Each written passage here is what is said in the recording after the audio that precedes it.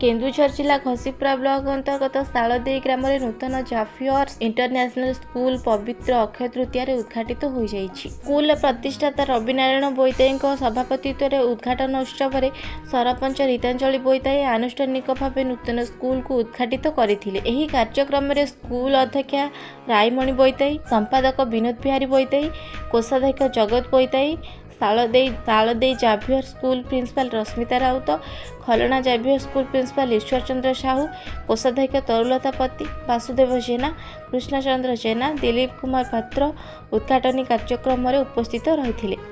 एही school nursery युक्त 2 पर्यंत छात्र छात्री पाठ पढ़ी पारिबे बोली स्कूल अध्यक्ष रायमणि बोईताई प्रकाश करिसेंति।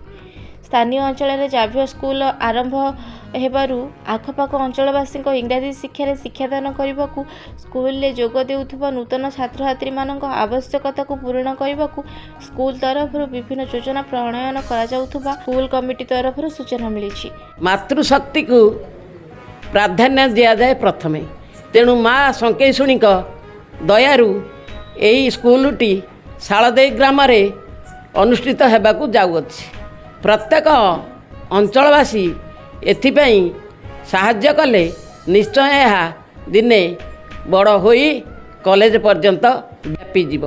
गोटे मंजीटे लगैले जेपरी 2 पत्रु वृक्षटे हुए फल पुष्पर भरी जाए से वर्तमान आम 30/4/25 मंजीटे रोपण कलु।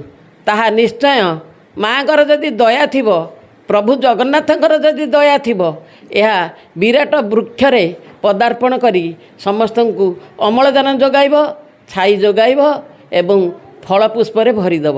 केवल अंचलवासी को विशेष कर निवेदन करुच्ची, समस्ते मिसी जाओ, समस्ते एकत्रित हुओ, यही स्कूलटी को विराट वृक्षरे परिणत कर।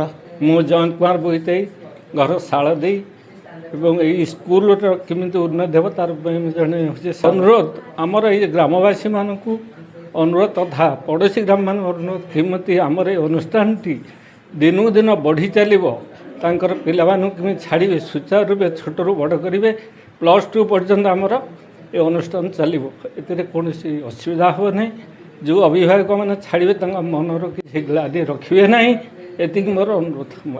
केन्दुझर गणेश्वर रिपोर्ट ओडिया समाचार लाइव।